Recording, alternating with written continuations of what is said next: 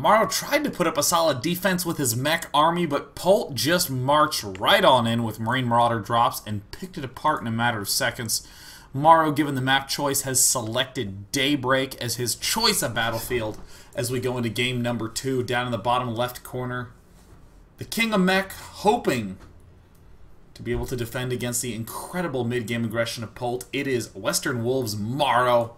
And in the top right, he might be teamless, but he's pretty much dominating the entire universe. Because it's my theory that StarCraft only exists on planet Earth. It is the teamless Polt.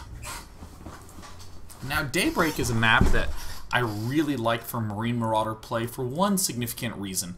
This forward watchtower is the key control point for both players. This is the control point that Polt wants to control Morrow, and likewise Morrow wants to control Polt's watchtower to control Polt. For instance, if Polt has control of this watchtower, namely having Marine Marauder and siege tanks here, very difficult for an army to move down here for Morrow. So Morrow's cut off from this expansion, and now Morrow could begin pushing out on this side, but Polt already has clear vision having secured this watchtower, so essentially Morrow gets locked in on 3 bases, and as long as the sensor tower placement is adequate, there's not a lot of dropping that Morrow would be able to do, or likewise that Polt would be able to do if Morrow controlled this Xel'Naga watchtower. Now, looks like Geyser's going down for both of them. The Speed Reaper is... I mean, he didn't start with speed. Or, excuse me, he didn't get a speed upgrade. He just started with speed, given that in Heart of the Swarm, the Reapers wear all sorts of nitro packs coming right out the gate. Go to Reaper School Study for 45 seconds. Get equipped with missiles for moving fast. Really do think both players will be going straight up for the Reaper. I mean, it's such a straightforward, solid play. But given that we're seeing this second supply depot, this does look for Morrow a lot like he has some sort of factory tech planned. Actually, this is looking a little bit Banshee-ish. Builds the factory there, and then the barracks easily builds the add-ons for the starport. I could be overly reading into it, and I am. Both players just going straight for the Reaper. Polt with the standard wall off. For a Marine Maraudering player, the big key is going to be to get that forward movement going. This is not a bad spot at all to build a 3rd base, especially because you can control your watchtower, knock down these debris, control that watchtower. Actually, now that I say that, you would want to leave these debris up if you kept this base. If you were taking this base, yeah, then you'd want to knock out the debris. Why would you want to leave them up if you were in those close positions? Because you would not want a fast, easy, straight, direct tank push to your 3rd base. Polt taking his natural, Morrow taking his natural. Polt is the sort of player who generally sticks to his guns, but has a couple of different builds that let him get there.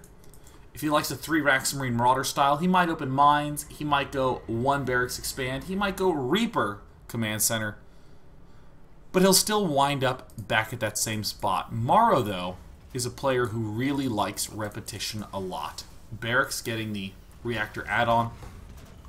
Command center going down in the main base. We see no additional geyser. So given what we saw last game, we can conclude that he'll likely go for another command center starting pretty much after his factory's done.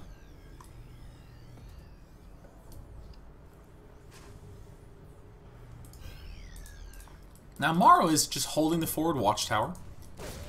Very strong choice to just have that locked down, and oh, if that this is a supreme pain. The Reaper's actually going to hang out underneath it. I mean, Morrow's getting really messed with by this one Reaper. Polt is on point. Polt picking off 1.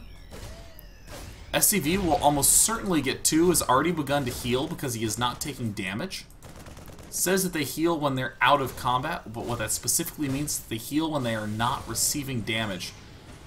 And he's gonna get all the way out. No way. 3 kills. The Hero Reaper doing maximum damage. Widowmine coming out right now for Polt. Starport as well.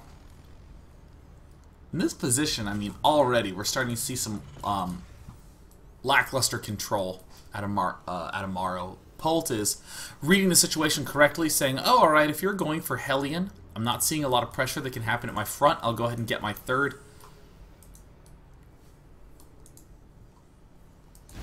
Widow Mines should be more than enough. Morrow's starting to step in, starting to move around to that back side, but when these mines begin to come out, that's going to be a real serious issue. One of them's already burrowed down at that third, and Morrow's going to run headlong into it, and bam! Takes it out, no problem. Morrow's third command center up right now. Unbuildable plates being destructoed. Now, Hellion Banshee, not a bad play in this spot. Especially given that we're not really seeing a lot of Marines. We're seeing some, but we would expect to see more in this position. So we can likely conclude there's some sort of techish play or some sort of expandish play. Going for the starport for Viking, or excuse me, Viking Raven or Banshee. Really strong plays. Polt just getting on this extra barracks.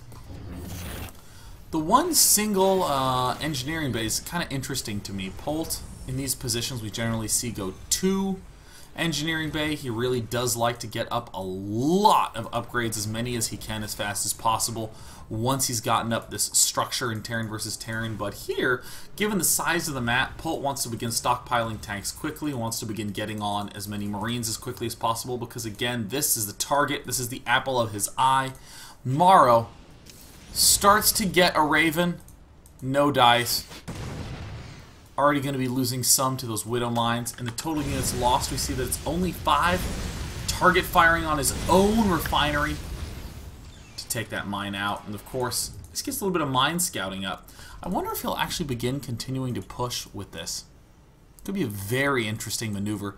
Raven, Hellion to do spotting against Widow Mines to take those out. Chrono boosted medevac from Polt wants to get into the action ASAP. A scan went down somewhere. There it is, the natural expansion. So Polt's just trying to make sure that there's units there to step in. Polt, this is all just a way to help force Morrow to retreat, to make this spot more vulnerable. Sure, it might do some direct damage, but it's really the positioning that this map is all about. No one's really made a play for the center. Stim actually just now getting started for Polt. Should definitely get that combat shield up and running ASAP. Oh my gosh, he wants to get that going really quickly. Combat shield Marines about an infinity better than non-combat shield Marines. Yeah, alright. He's improved his position by infinity. Polt now with control of this watchtower can begin to say, oh, maybe I can begin moving out. Is siege mode done? Of course it is. They come with siege mode, man. I'm not even sure the Hellions are able to win that fight. Polt taking this expansion, but still not sieging up, not committing to stasticity. This watchtower doesn't exactly need to be taken until the opponent starts the beginning of a third base. Polt definitely loses that, but still, losing 1 Marine, having killed off 2 Hellions in that exchange, very nice.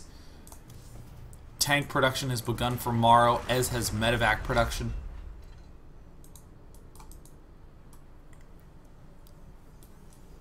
Gosh, I mean, Polt's being really responsible with these Widow Mines. Just making sure that no one unit gets anywhere, and oh no! It's a danger zone! Polt's gonna move up, gonna take this watchtower. And what that means is that right now, Morrow, who's taking his third, really has to decide, does he want to push out and knock out control of that watchtower out of Polt's hands, or does he want to make sure that he gets a third defended? Right now, Morrow is sort of lackadaisically expanding. He's just planting it down because it's a reasonable timing to do, but he's just not that equipped at this point to deal with a big assault at his third base. Polt moving up, still has 1 Marauder in the back of the base. Waltz is right on up. He might even take out the command center. Oh gosh, Morrow doesn't have enough siege tanks.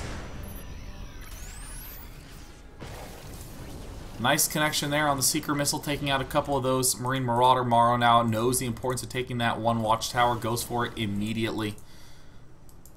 But I mean, Polt in this scenario has plenty of production in the main base. Already has the 2 factories done. 5 barracks, 2 factory. Not going to go for any of this 8 barracks, 1 factory BS. No, he wants to make sure that he maintains a tank count production that's equivalent to Morrow's, because if he can keep that up and just get into good engagements, Polt will actually have the tank lead, which is not something that the mech player likes to give up. It's essential, actually, that you keep that tank lead. Otherwise, you're going to have to rely on just Hellions for those counterattacks, and if you're just Hellions against a Marauder-heavy army, you're going to have a bad time. This is the best part about holding this watchtower. Very easy to drop here, very easy to drop here, very easy to engage wherever you want. I mean, Polt is in utter lockdown mode, just leaves a single Marine there to make sure that no flanks try to step in. Morrow has just a couple of siege tanks. +1 ground attack finishing up. Speed upgrade for these medevacs is brutal, and again it looks like Morrow just gets broken by a single medevac drop. There's the scans from Polt saying, alright, are you biting the bait, or are you just going to sacrifice your main? The scans spot everything, the tanks siege up in range. Couple tanks trying to pull back. Polt everywhere at once, picks off one tank. Hellbats try to step in, easily kited. Natural getting decimated. The second natural expansion of Morrow is getting wrecked. Polt is just executing this perfectly, and good game. Oh man, Polt looking very grubby-esque grubby, winning the 3rd place series. 3-0. Polt may very well 3-0 Morrow. I mean, Morrow known for having these solid mech plays, but Polt continues to find holes in the defense of Morrow, and what we're seeing again and again is one single drop is more than enough for Polt to completely unravel Morrow. That means that it's match point coming up, so without any further ado, I'm going to go into it. See you for the final match of the final, unless Morrow can begin a sick comeback against Polt.